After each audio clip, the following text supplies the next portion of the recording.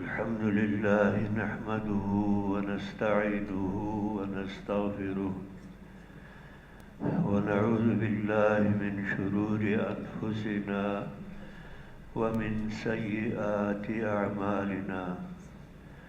من يهده الله فلا مضل له ومن يضلل فلا هادي له وأشهد أن لا إله إلا الله وحده لا شريك له وأشهد أن محمدا عبده ورسوله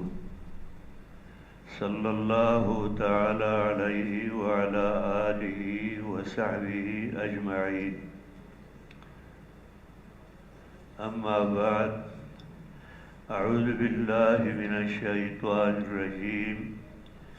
بسم الله الرحمن الرحيم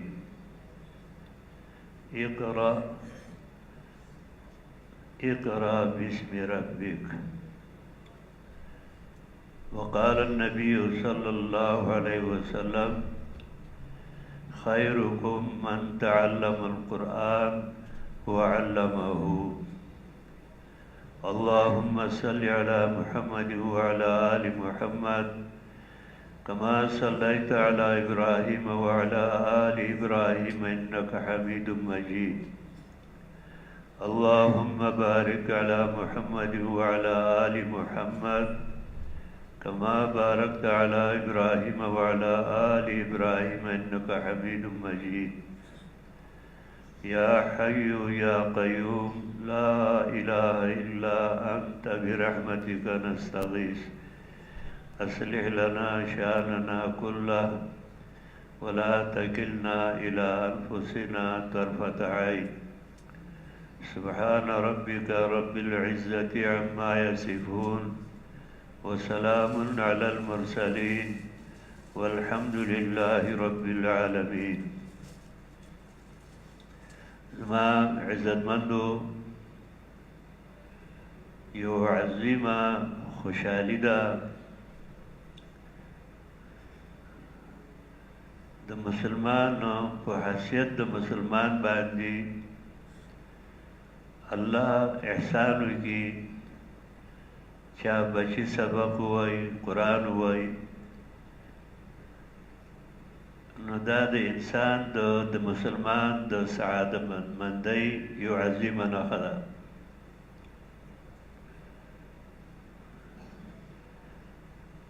په ټولو آسماني کتابونو کې لوی کتاب او په ملائکو کې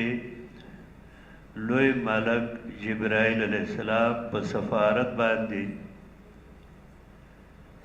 او د دنیا په دې ټولو ځمکه کې بهترین ځمکه مکه مکرمه په ټولو انسانانو کې غوره انسان جناب محمد رسول الله صلی الله علیه وسلم ملائکو کې غوره ملک جبرائیل علیہ السلام او په دې میاشتو کې غوره میاشت رمضان مبارک هر حیثیت سره بهتر او د دنیا په ټول لغتو کې په ژبو کې غوره ژبه هغه عربي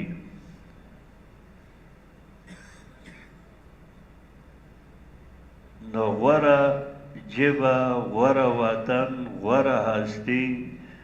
ملائکو کې بهترین سفیر هغه د سفارت باندې داسې وخت راغی چې محمد رسول الله صلی الله علیه وسلم مکه خاوره کې الله پیدا کړو سلويخ کالا ژوند د نبی علیہ الصلوۃ والسلام هغه خلقو سره تیرېده یو بے داغ زندگی وا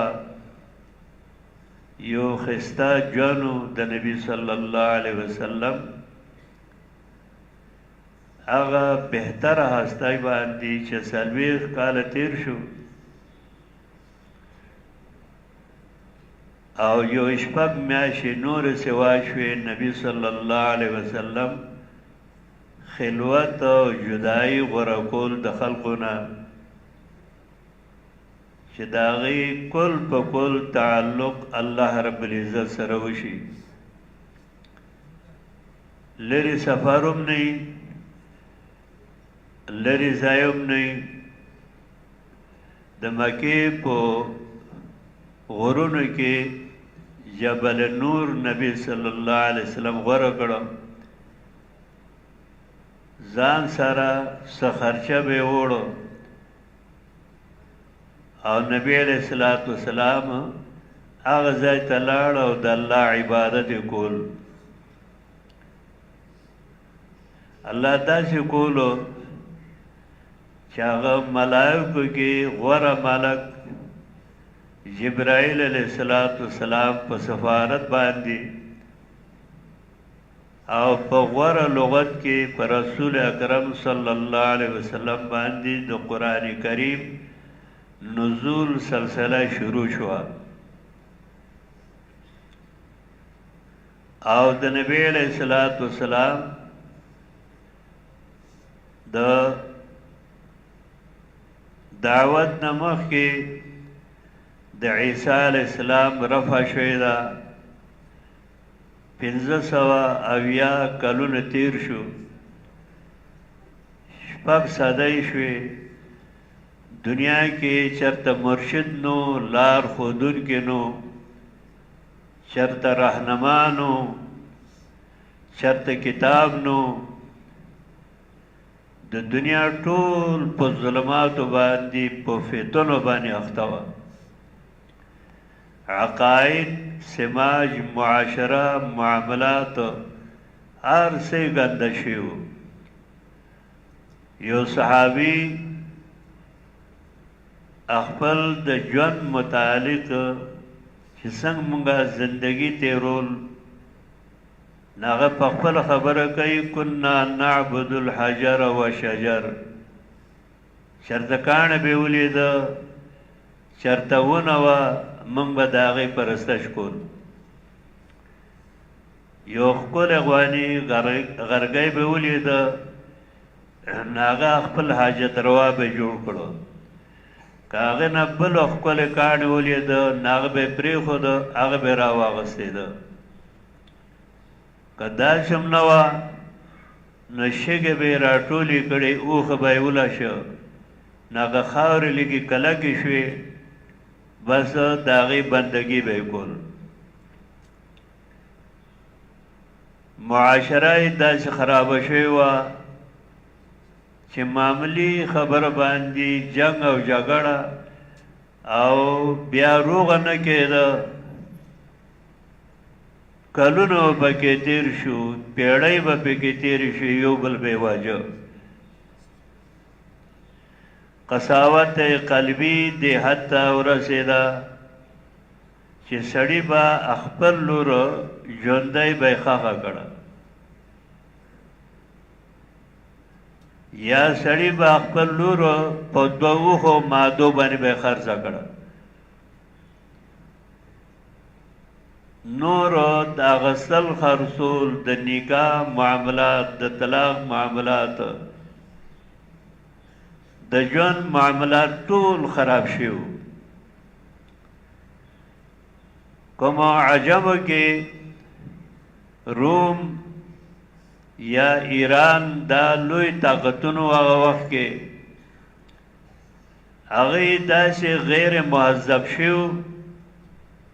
چې کنده به یې وکنستېده خشاک به پکې واچول آتشکده به جوړه شوه نو د هغې پرستش او هغه ته به سجده کول مهذب قومونه دې حده پورې خراب شوي لوی لوی طاقتونو هغه وخت کې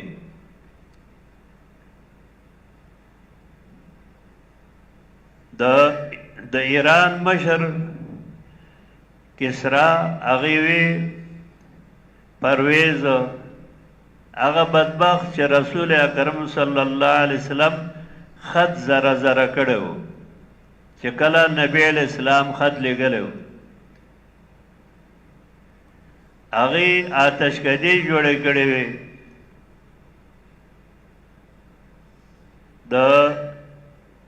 د پرویز زوی د خپل میره مور باندې مین شو چې دا پلار به مړ کم او چې د ښځه به ځان له وکم د معذب قومونه دیات ته رسېدلو چې هغې مور نه پېژنده پلار پوه شو چې دې زوی خو خطرناکه منصوبه جوړه کړې ده نو په خزانه کې د قوت با په نوم باندې زهر کېښوده زوی ولګېده پلار یې ووژه هلته هغه میره مور خبر شوه شیرینه نو هغې زهر یې وخوړه ځان یې مړه کړه زوی په د خزانې ته لاړ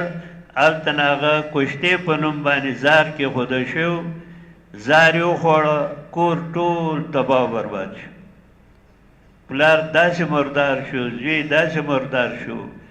هغه شیرینه داسې مرداره شوه لور پاتې شوه ایران والو ځان له د هغه لور ځان له غوره کړه مشره کړه نبی صلی الله علیه وسلم وفرمیل قوم خدای کله نه کامیابوي چې هغې د ښځې حکمراني تسلیم کړې ده او که هلته روم کته د روم معاشره داسې خرابه شوې وه عقاید چې د عیسی علیه السلام او د مریم مجسمې جوړې کړې وې او د هغې پرستش کول دنیا ټول په داسې یو ظلماتو کې په تیارو کې په فسادونو کې اخته و رشد او هدایت بر نه راځي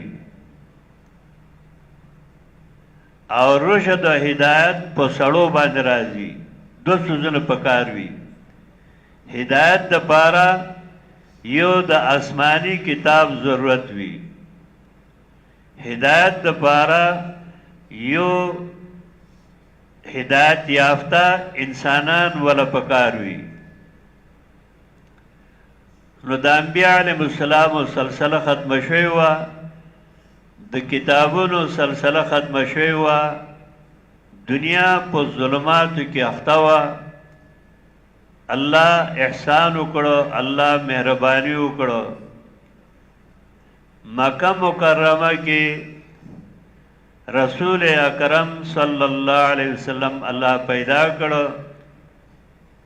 څلوېښت کالو نه بعد نبی علیه السلام عبادت په نیت باندې هغه غار حرا ته بیته والله احسان کول مهرباني کول جبرائیل علیه السلام ولیږه رسول اکرم صلی الله علیه وسلم ته وحی شروع شوه نبی علیہ السلام د غار حرا نه مکې مکرمې ته تشریف راوړ اتر کر حرا سے سوئے قوم آیا د حرا نه قوم طرف ته راغی یہ ایک نسخه کیمیا ساتھ لایا یو ښایسته نسخه د رشد او د هدایت ځان سره راوړه دا سلسله د وحی شروع کېده وحی کېده او نبی علیه السلام تشریحات او تفسیر به یې کول نزول د وحی کېده نبی علیه السلام د هغې وضاحت کول تفسیر به یې کول 23 کالو کې د قرآن کریم نزول شو او په دې 23 کالو کې نبی علیه السلام د قرآن تفسیر کول خپلو اعمالو باندې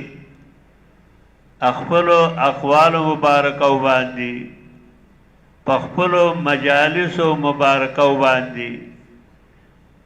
تفسیر د قرآن به کول هغه تیاری ختم شوې دنیا ته یو ښایسته رڼا راله معلومیږي دا چې د رشد او هدایت دپاره د دو څیزونو ضرورت وي یو د الله د کتاب او دویم د الله د کتاب ښودونکي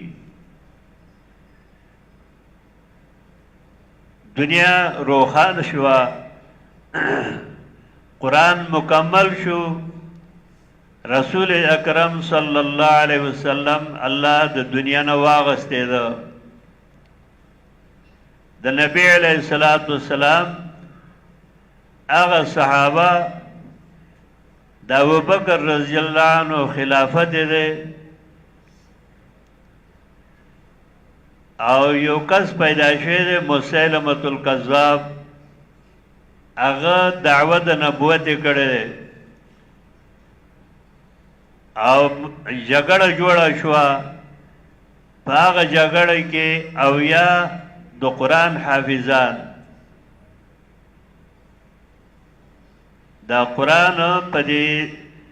دماغو کې په دې زړه په دې تختې باندې لیکلی دی دا ډېر مکرم دی او ډېر غوره دی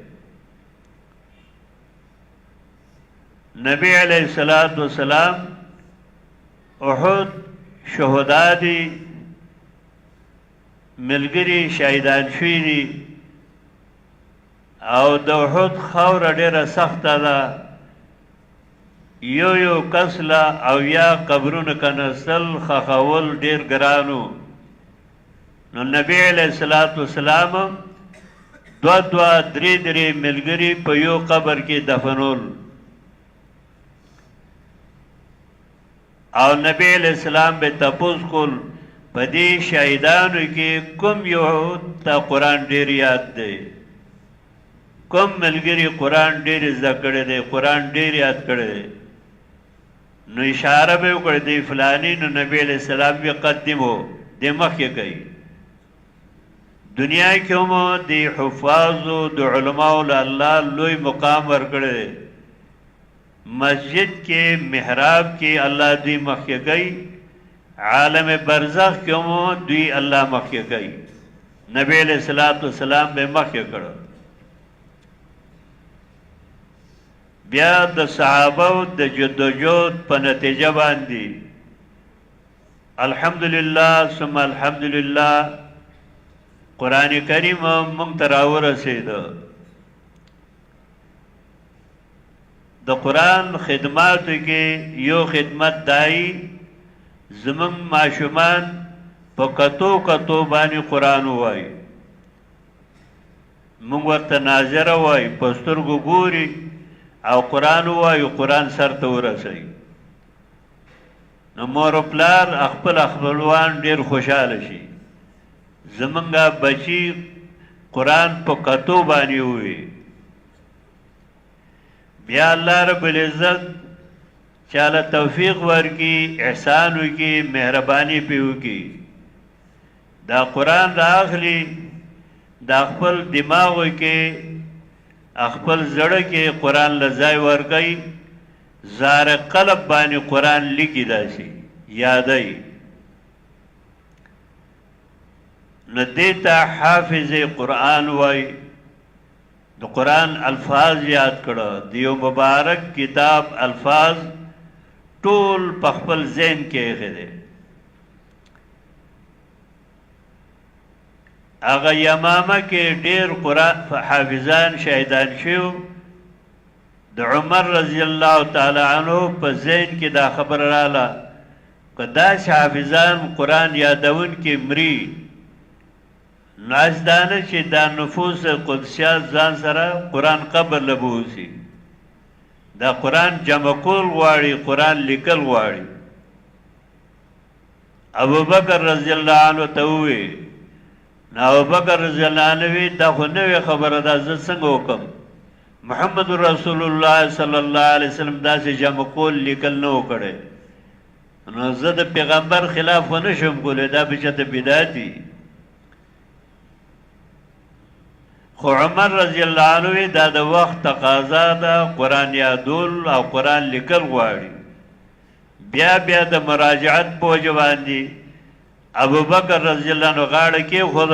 کمیټي قائم شوه او د قرآن کریم الفاظ چې هغه ولیکل شو د قرآن ناظره باندې ویل د قرآن خدمت دی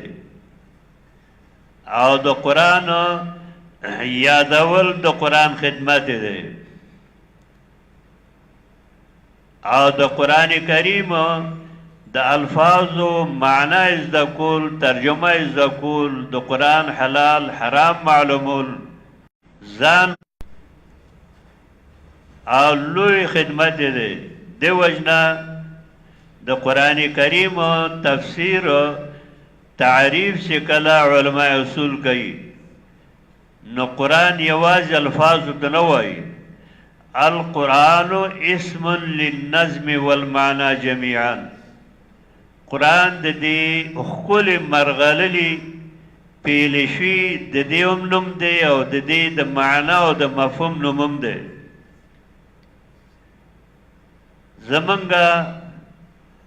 یو خوش قسمتي دا وه چې ډېر وخت په دې ملک کې قرآن و خو د قرآن سوګند دپاره و قرآن یقینا و خو چېرته ناوې برکتې کولو دپاره و قرآن و خو سړی به مړ شو نو شګې دمولو دپاره قرآن و او قرآن و خو د تعویز دپاره قرآن و په دې مقصد موږ نه پوهېدو چې دا قرآن الله رالیږلی څه دپاره دی الله احسان د الله مهرباني وه چې په دې کلي کې یو عظیم شخصیت الله پیدا کړه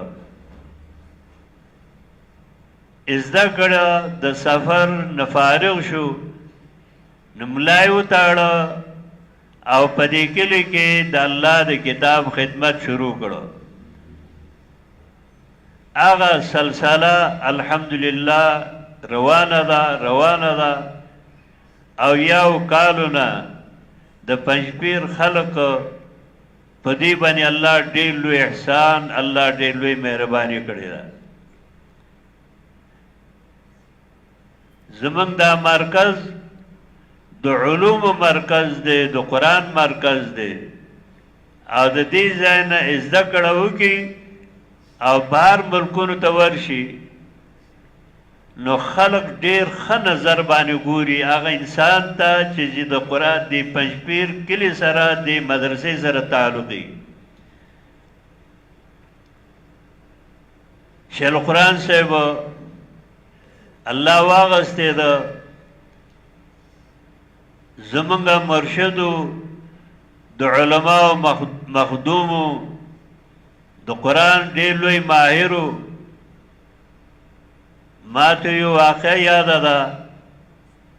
پنډۍ کې شورا وه په تعلیم القرآن کې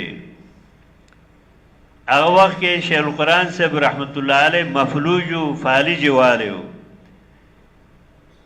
شاه عنایت الله بخاري رحمت الله علیه داسې نور اکابرو نو شاه صاحب رحمت الله علیه پاڅېده شیخ القرآن صاحب رحمت الله علیه په کرسۍ باندې ناست و وی که دا سړی مخکنی قرونو کې وی نو د یو مذهب امام به ګرځېدلی و الله دله دومره لوی علم ورکړی ټول زمونږ مشران ملګري تعلیم القرآن کې موجود و الله د چا نه کار اخلي نو دا د الله خوښی په انسانانو کې الله یو انسان غوره کړي شیخ القرآن صاحب د قرآن ډېر لوی خدمت یې کړی په قرآن ډېر مینو او د قرآن سره د شیخ القرآن دومره تعلق یو ځل زما بسره پاتې وه په جامع مسجد کې مونږ سبق وی ترجمه کول دلته او زه بیا خپل بسرې راغلم هغه کې دا بدرۍ وه داسې دیوال والی شوی او هیڅوک یې نو یوازې شیخ القرآن صاحب رحمت الله علیه دی بدرې اوبو ته کاته ولاړو او د سورت انبیا آیتونه وي او زه وروسته رالم او ما غلی رالم ما دې څه وایي نو د ابراهیم علیه السلام واقعه ولقد آتینا ابراهیم رشده من قبلو دا آیتونه وي او ډېر په خوند وي او زه وروسته ولاړم ما کاته اورېده هغه رکوع ختمه کړه داسې وکاته نو بیا ګډه بډه وکړه د قرآن سره دومره مینه وده شول قرآن رحمت الله علیه دا رڼا په څه باندې راغلی دی په څه باندې ختم شو دا د الله رب العزت د کتاب په دروسو باندې موږ د الله ډېر شکر وباسو چې زموږ دا مرکز تر اوسه پورې الله قائم کړی دی او دې مرکز نه الله کار اخلي موږ دعا ګویو چې الله رب العزت دا مرکز همیشه د پاره آباد لري او د شل قرآن سبا د سلبي اولادو باندې الله آباد لري دلته خو هر وخت ختمونه دي څه نوې خبره نه ده خدا الحمدلله یو ښایسته کار شروع دی د قرآن ترجمه باندې ویل تفسیر باندې ویل فنون و کتابونه ویل دور حدیث کېدل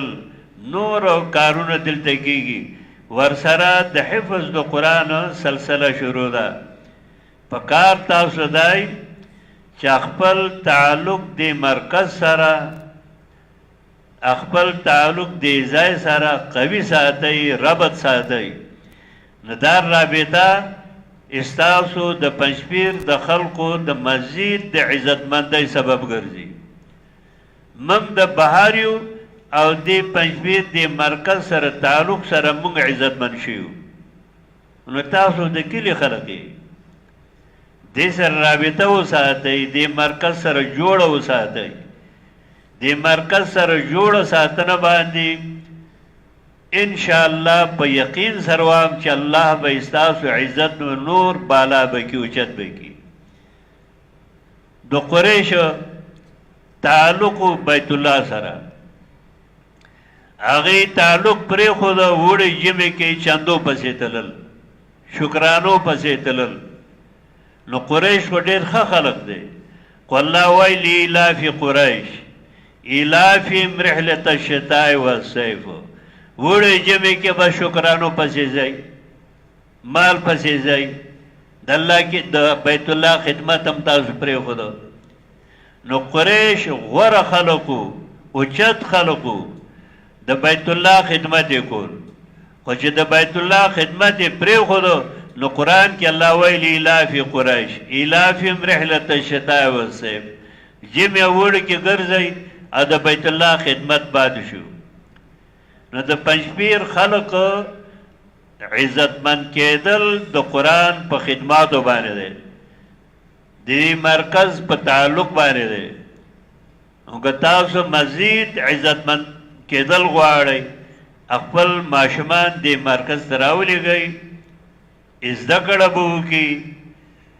حفظ به وکړي ناظره به وایي په معنا به یې زده کړي کتابونه به وایي دین سره به ربط شي جوړ شي او دا سبب انشاءالله د ډېر د عزتمندۍ دی الله دې دا مرکز او دا کلی الله دې آباد لري خوشحاله لري او د دین په نسبت باندې الله دې خادمان وګرځوي ما خو لږې خبرې وکړې وروسته شیوخ دي هغې خبرې کوي او زما بل ځای کې بیان هم د ځان ته ځم واخر دعوانا الحمدلله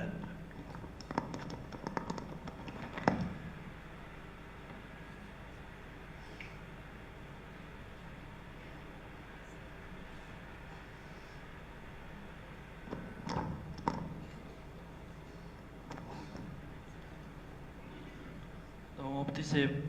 بیان نه بعد زموږ شیخ صاحب انشاءالله بیان کوي د هغې نه بعد به انشاءالله بیا ختمي او بیا به انشاءالله زموږ قائد محترم بیان کوي بیا به موږ